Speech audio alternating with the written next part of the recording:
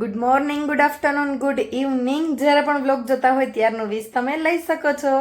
જય માતાજી બધાને અને સ્વાગત છે બધાનું નવા વ્લોગની અંદર. તો આજના વ્લોગમાં છે ને આપણે જવાનું છે મીતુ ને કિસુ આટલા દિવસ ઘરે રોકાણ હતા અને એક્ઝામ હતી એટલે પ્રિપરેશન ને બધું ચાલતું હતું. એક્ઝામ દેવાઈ ગઈ છે ને હવે એમને ઘરે જવાનું છે એટલે એમને મૂકવા જઈ રહ્યા છીએ. તો જવાનું છે ભાણવડ બાજુ આવેલું મેવાસા ગામ છે ત્યાં એમને મૂકવા જવાનું છે. તો બહુ જ મસ્ત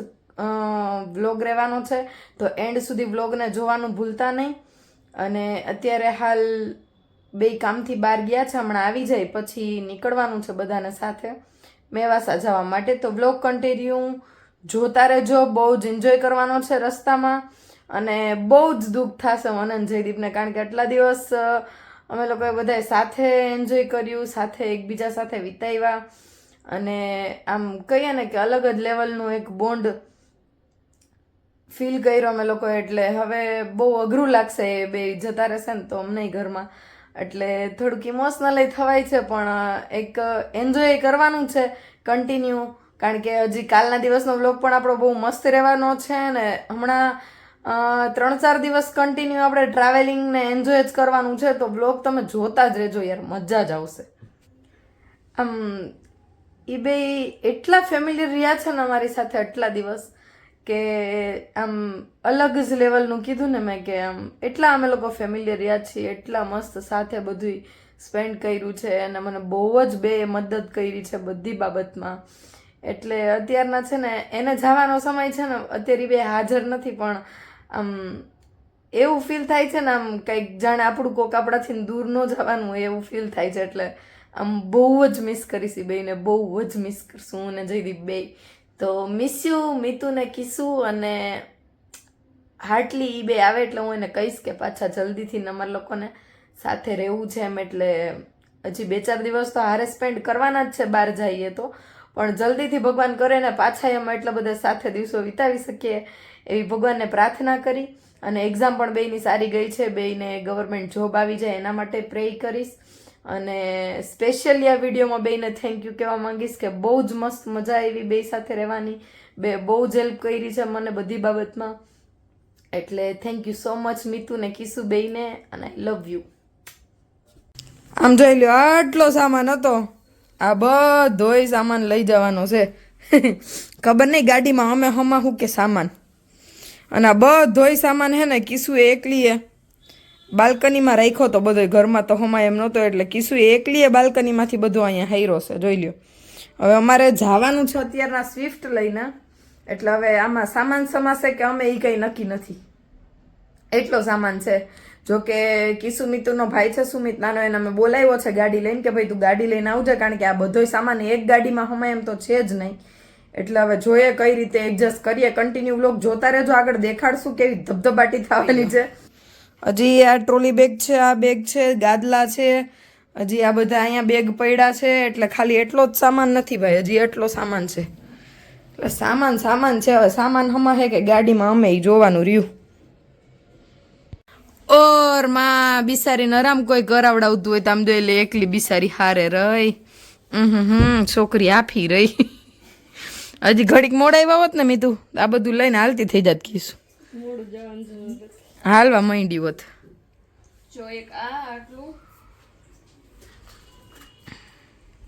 ભાગ પાડે છે નોખા નોખા ગાડીઓના. કયું પીરા કલરનું? ઈ ગાડી લુવાનું છે ભાઈ.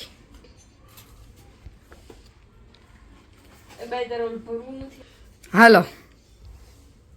કિસુએન્દ્ર બાહુબલી.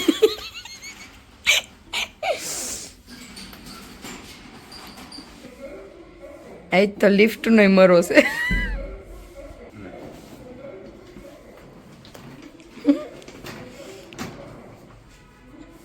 બિચારો છોકરો જોઈને મૂંઝાઈ ગયો કે આમાં શું કરવું, ગદનો ટેમ્પો લઈને આવ્યો સારું હતું, ગાડી ખોટી લઈ આવ્યો. આ તો દાવા દેવાનું છે ને ઠેલી, સારું છે ને મીતુ બેન, બેહી ગઈ. જોઈ લ્યો કેમ બાકી સામાન છે ને. ઓહો એ શું લાગે સુમિતામાં હમા હે હું તું લાગતો નથી એમ. મને એવું થાય છે કે હું જરાક બોલેરો લઈ આવું. કાંઈ વારું છે આ તો આગળ પગ પાસે રાખ દેવું એમાં ઓલા કાસના હે ફૂટી જાય તમે થોડોક મગજ વાપરો બેન તમારો. વાળ કપાવીને એવી મિતલા તારી ઇમ્પ્રેશનમાં ગોબા પડ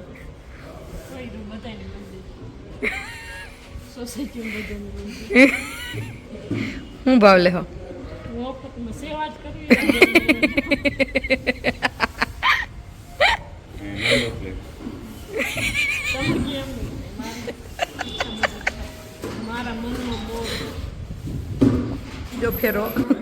બીજો ફેરો અમે અહીંયા ફ્લેટે રહેવા આવ્યા ને તો અહીંયા એટલો સામાન નહોતો હા બીજો ફેરો હજી તો છોકરીઓ લગ્નમાં જાહે તે મને લાગે ને બાપાને બે ખટારા બંધાવા જો હે હા હે આમ જોઈ લે સામાન નહીં આ બીજી ગાડીઓ પેલી તો હજી ઉમણી છે આમ તો જો બિચારાને ગાડીની દઈ નાખી સાઈડ માર્યો ભાઈ હાલો આમ જોઈ લે ઠહો ઠાઈ પૈરીઓ આમાં તો કોઈ બેહી હકે એવી હાલત જ નથી સારે વાહુ પૈરી કિશુ આ માથે બેસી જા અંદર તો બેહાય એમ નતો એમાં ને આમાં જો આમાં તો જો હજી આમાંય જોઈ લે આમાં હજી ભૈરું છે આમાં ફૂલે ફૂલ ઠાહો ઠાઈ છે ગાડીની એસેસરીઝ કાઢી નાખી અડધી કેમ થાય ભાઈ હાલ આ ગાડી હાલ છે ને ક્યાં ક્યાં ગોપી રહે અહીંયા મિત્ર ધક્કો મારી દે મારીને લી ઓમે બેહવાની તો જગ્યા છે નહીં કા ભાઈ મિત્રના સેવા કરવી છે અમે દિલથી. હમણાં ગાડી સાફ કરતી હતી ભાઈ આ તારી કરવી લેજે કાલ ઘરે જ આપડી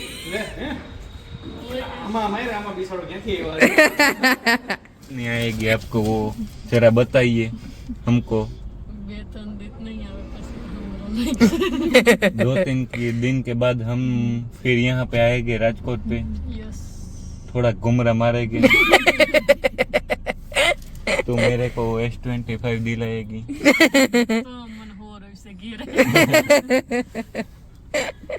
ઈ લઈ દેવાની કીસુ લઈ દેવાની કીસુ તો iPhone 16 નું કી હે ના ના પ્રો નહીં 16 પ્રો નહીં ના પ્રો નું ના ભાઈ હવે પુરાવી તારામ હવે હું માથી હમણાં પુરાવીને જ અહીંયા રાજકોટ પહેલા મેં ડીઝલ ભરાવ્યું હતું અહીંયા પુરાવ્યું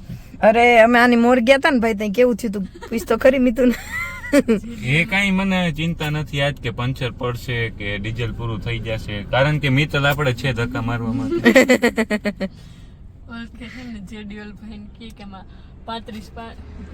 ભર દે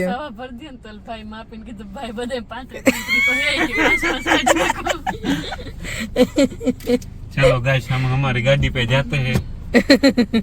मिलते हैं थोड़ी देर बाद नहीं मिलते हैं थोड़ी देर हाईवे पे हम आपके साथ साथ चलेंगे ओके ओके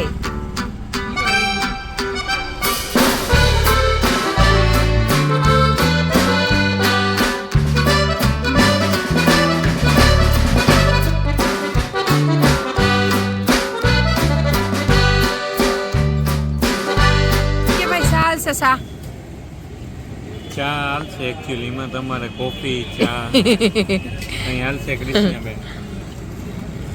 ઇન પડી કાલ કે આટલા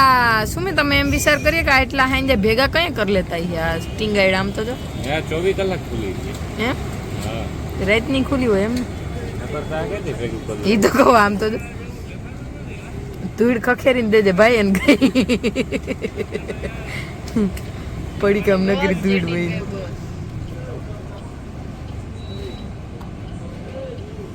ચા પીવાના છે આ બેને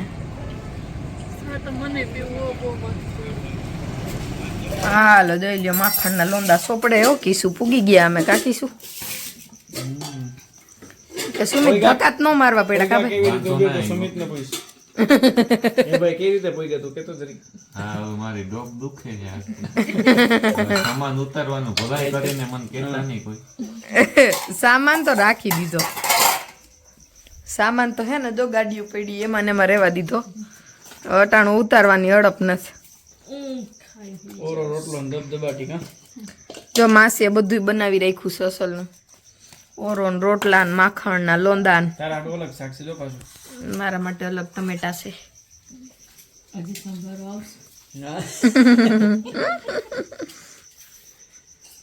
ખાટલા ઉપાડ લીધા હો બાકી જોજી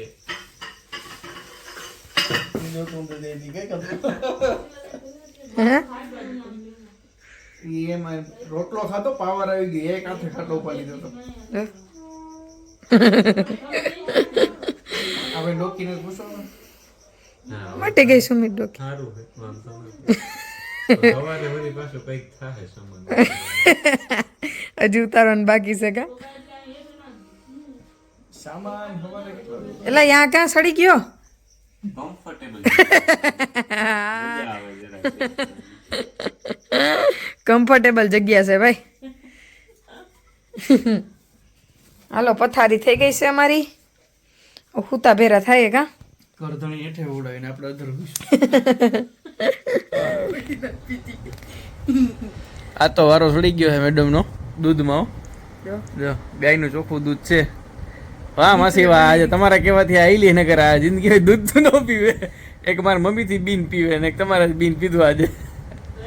મારા હાવ બિચારા કઈ કઈ થાકી જાય તોય ન પીવે હું કહું તોય ન પીવે જો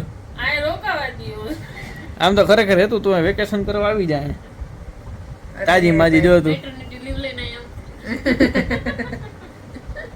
અમારા ભાઈ જો આમ શું કહેવાય તાત્કાલિક યાદ કરે એવું હા ભાઈ તમે હજી પાણીનું કહેતા હતા મને યાદ આવી ગયું દૂધ તો હજી દૂધ તો બાકી હા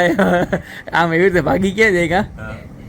હજી એક રાઉન્ડ સવારે આવશે બસ હા યાદ કરાવજો ભૂલાઈ જાય નગર અમને તો હવારે તો પી લે હવારે તો વાંધો નહીં મહત્વ અત્યારનું સવારે કેવી રીતે પીવાનું ખબર હે તાજું દૂધ તાજું દૂધ ના માસી મને આમ જ આવડે મને ઢોરી ઢગલા કરી